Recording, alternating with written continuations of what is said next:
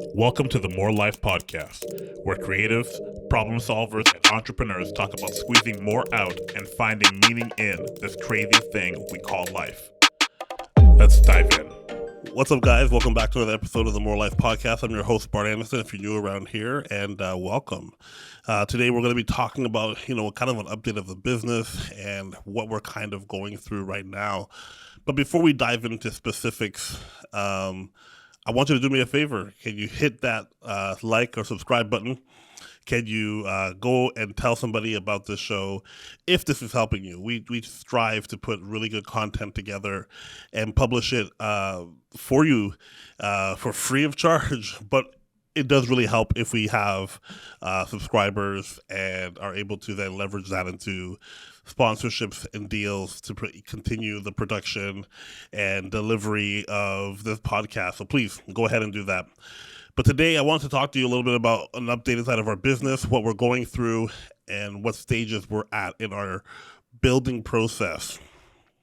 The first big thing that, I guess it's not, I don't know if it's an announcement, but it's kind of like an update, is we've successfully transitioned some roles and been able to define some roles within the agency. We run a marketing agency, a creative agency, and even that right there, I've been trying to solve which one I'm going to lean more into, but it seems to be creative agency is the more accurate term, even though we do some marketing and people know us for our marketing.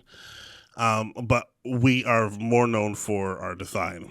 And we had to clarify a lot of things within our roles, with our, departments of creative, like our art director, our designer, our project manager, our copywriter, and our content manager. So there's just so many things that have been going on, and the business is growing. This is definitely the best year to date that we've had, which I'm very thankful for.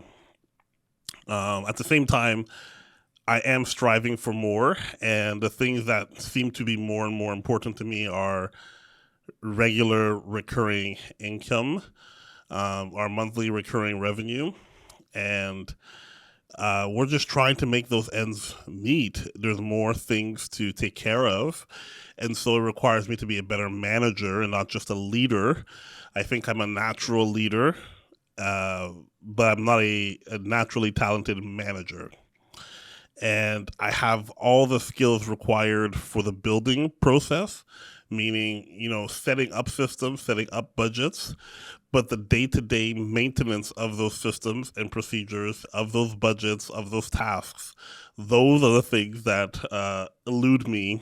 And the reason why I hired an assistant, the reason why I now have a bookkeeper, the reason why for a lot of people are here is because I can't do the managerial side myself. That's just not my giftings, but I can inspire, and I think that counts for a lot. So we've been going through those growing pains. We had an episode a couple weeks ago that was named that, called Growing Pains, and I feel like we're learning really valuable lessons here, not just business-wise, financial-wise, but personally-wise as well.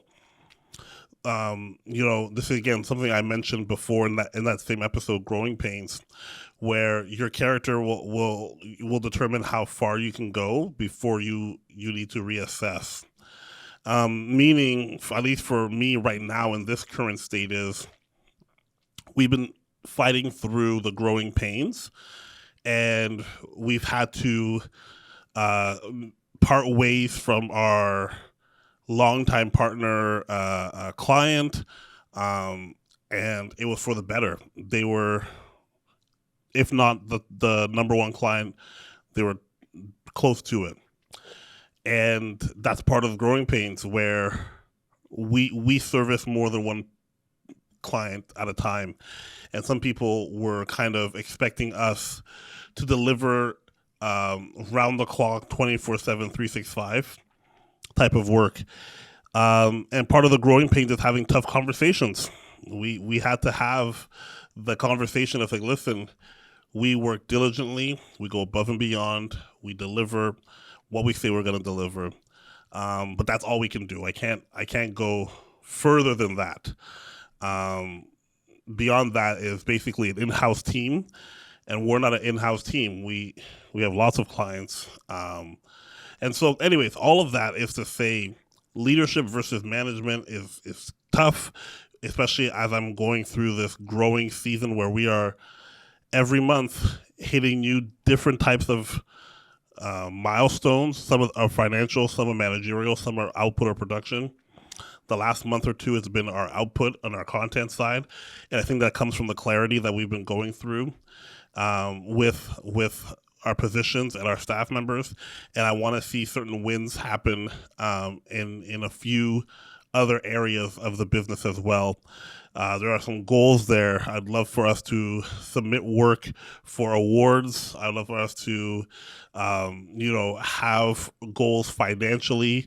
Right now, we're hitting our content goals like really, really well. I'm very, very proud of the work that Amanda has been doing in the business. Okay, that's kind of like the little bit of an update on the business side. I do want to talk a little bit about, again, just on the personal side, my feeling of there needs to be more, and I need to find ways to get more out of myself. I'm always toughest on myself. That's just the way it is when you're a leader, and sometimes you can find yourself feeling like you're not that good. But I want people to understand that when you feel that way, there's two responses that are going to happen next. Either you're going to soak in it, or you're going to thrive through it. I'm the type of person who I kind of do part A, part B, where I will soak in it for a little bit because I want to feel bad. I like using pain, or we just watched that movie Inside Out. I like that disgust can be a very powerful thing, and that emotion. And so I want to use the disgust of like, oh, Bart, that's gross. Like, you barely did any work. You were assigned this and you didn't complete it on time. You want to kind of feel bad. But then I like to use it as a catalyst to be like, okay, this is how I'm going to change this habit or this pattern that keeps happening in my life. So for me right now, we have two major things that I need to be working on, and not for lack of trying, but just for lack of prioritizing properly or appropriately. We have a course that is like 90% done that needs to get completed. And we also have a signature offering that is productized. And we've been trying to productize something in our business for a while. And again, that's about 50% done. And in the past, I've always made sure to go away somewhere to kind of get work done, because that's just how my brain works. Go somewhere with no Wi-Fi and just kind of hash it out, pen and paper, or just Google Docs. But I've been distracted with so many other things. We're trying to push really hard with our social media content. We're trying to push really hard with sales, which is still like my number one priority. We're trying to push really hard. I have two different mentor type coaches that I'm working with right now who are helping me managerially. And there's just so many things that are happening that are kind of distracting. And a matter of my business is gonna require me to. Sorry, I want to cut right here. And a portion of my business is going to require me to decide how to prioritize these things and how to make them more realistic and tangible. And I really want to have, a section of my week where it's more for creative thought and creative delivery and process and ideation, and figure out a way to have those moments of clarity, have those moments of creativity, of just free journaling. And I'm realizing, that having these aspirations and goals are what's going to keep this business fresh and keep it thriving, because I kind of feel like it's been a little bit stale. I feel like it's been stale in my creative inspiration and my creative output. I've been focused a lot on the leadership and the management, but I have not necessarily focused on the creative inspiration, filling my own self up. So I'm dedicated to trying to read more. I'm dedicated to trying to learn more. I'm dedicated to trying to journal more. All these things I love doing, but I never do them long period. I do it for a couple of weeks or a couple of months, and then it kind of tapers off. And this is where I'm trying to use some disciplinary skills and habits that I've learned to be able to help me stay on path. And here's the overall reason. The reason is I don't feel like I have the same type of energy that I used to have. The energy I used to have when I was younger is great, because it's so beautiful because it's like self-renewing. And, I want to make sure that I'm staying focused on my work, but the energy that it requires for me to do that is really, really tough. If I want to have this ultimate satisfaction or happiness, I need to be able, to make tough decisions, to understand where my purpose is in life, and understand what goals are going to make me the most quote unquote happy. At the end of the day, I really really believe that happiness is such a individual thing that you can have a little freelance business and be extremely happy. I want something a little bit bigger than that, but I don't want a big agency. Like I see a lot of my friends, they talk about agencies and they're trying to learn from these bigger agencies that are doing really big work and they have like 70 to 150 employees. It could not be me. That to me seems like work, like a job. I don't care that we're dealing in millions of dollars of of revenue. That's still, that's not what happiness looks like for me, or that's not what success looks like for me with this agency. Success to me is like how I feel happy. Happy is towards what I think is happiness is like how I feel towards the people that are closest to me. So for me as a man, as a Christian man, I feel called to serve my children, to love my wife. Those are the things that make me happy. I feel like I would be at peace in knowing that I'm doing a good job. I'm successful, content doing these types of things. And for me to be able to, and after that, if this was concentric circles, the outer ring would be like my immediate family, like my brother, my two cousins, and their kids, having time to spend with my aunts who are now, aging, and I only have two aunts left on my mom's side, and I have a few aunts and uncles on my dad's side. I want to be able to spend time with them, to have my kids spend time with them. We can go travel and visit.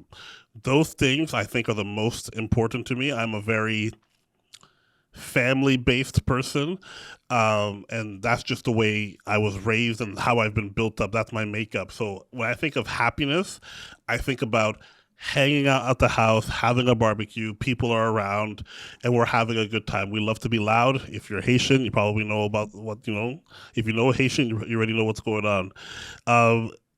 But for me to be able to accomplish these things, to have time for my family, which to me is like peak success, I need to make a real hard decision about how I value my energy. Like I mentioned before, energy is like self-renewing when you're young.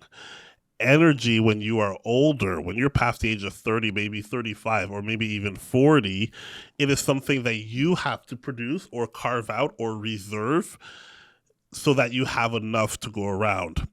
And it's not as limitless as what you might feel when you were younger. When you're younger, you go out, you party, and then somehow, some way, we all got up for our 8 a.m. class in uni, and it was tough, but it was fine. And we stayed up, and then we went and go worked a part-time job.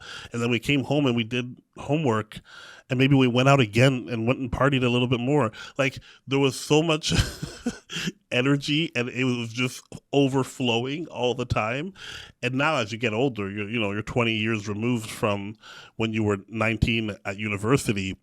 Now it's a little bit tougher to have infinite energy, and you have to use and understand your reserves in a way that will benefit you. So there's no point in having spent all your energy to build a really great business, but then when you go home, you're spent and you don't have the energy to play with your kids or to go on the trips or to spend time with your spouse. So for me, in the stage of life that I am, I want to make sure that I'm prioritizing the right things to leverage the diminished state of my energy levels that I have. And I'm not that old where I have severely diminished states, but the recuperation and the rebuilding of my energy is not as natural as it used to be. And so I often, because I spend a lot of time outside of the home, 9 to 5, Monday to Friday, I'm often spending a lot of energy here thinking and planning, producing, creating, managing, leading this business. And so I want to balance that out, find ways to use as little energy here, because this is just the engine to create the life outside of work that I want to live. So if this is just the engine, I want to be on eco mode. I don't want to spend every ounce of my energy here. I want to use as little as possible, reserve as much as possible, let systems work for me so that when I'm out of the job, when I'm at home, I got all the energy. Let's go for the hike. Let's go play with the kids. Let's stay up and watch a movie or plan a vacation. Let's do the things that matter most to us. Let's learn and create together. Let's have different activities that bond us. This is what I mean. We have to put the priorities in the right place. And being a leader is one thing. Being a manager is another. And that applies to your work life. It applies to your home life. It applies to your relationships. And this is what I'm kind of trying to figure out right now. Through our growing pains that we are still growing through, we are seeing success. We are seeing growth. We are having tough conversations. All these things are great. I'm not done yet. I still want to have the energy to continue the things that I think are most important to me, which is renewed creativity, time with my family, time with myself. Those things, if I have time to leverage, this is what I want to be using it for. I genuinely feel it is my job as a dad to help raise these kids, that they see me, that they love me, that they understand what it takes to be a grown-up in this world. That's my job, is to raise children, to help them, because I have the responsibility of having them.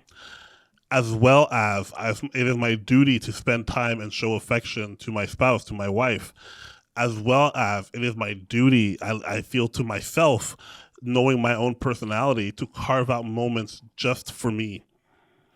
As a creative entrepreneur, those are the moments, where I'm happiest, and that happiness will renew me in my energy and my creativity, as well as when I partake in restorative activities for myself, whether it's hanging out with my boys, whether it's, but my boy's not my kid, like my friends, or, finding a great book that will inspire me. Right now, I'm really deep into reading fiction novels. It's been such a great source of renewing creativity, and everything from murder mystery to romance to women's fiction, all those type of things are really just inspiring for me. Listening and learning different podcasts and radio shows and stuff like that, auditory learning, all those things are going to help me in that personal creativity space, which also then renews every aspect of my being. I become a better father, better husband, a better brother, a better cousin, a better family member, a better boss, a better creative strategist, all the things. So if there is anything that I can share or I guess synthesize into a statement here is, even though things may be going well or as planned, even though things may be challenging but still rewarding, right? No matter what the situation is inside your business, make sure that you are prioritizing the things that are going to help you be able to continue to do those things. Sometimes we're so busy doing the thing and getting the results that we have not future planned how we're going to continue doing the things to get the results. Because doing the things and getting the results changes from time to time depending on what stage of business you're in. But if you are trapped spending 99.9% of your energy to do the things to get the result, the moment you leave your work or you go home, you don't have necessarily peace or energy to enjoy the life that this work has afforded you. And I don't want to live that world. I want to, like I said, I want to run on eco mode when I'm at work. Let the processes work for me. And I want to see the results happen and then I go home and I enjoy my life. Hopefully this has been helpful for you guys. Hopefully you carve out some time to kind of map out what makes me happy. What do I define as success? What makes me happy and what do I define as success? Once you have those things mapped out, figure out where your energy is spent. Does it align with your priority of happiness and success? I know for me, it was in misalignment and I had some work to do. So good luck. Have a great week, y'all. Peace out and I'll see you on the next side. I've been Bart.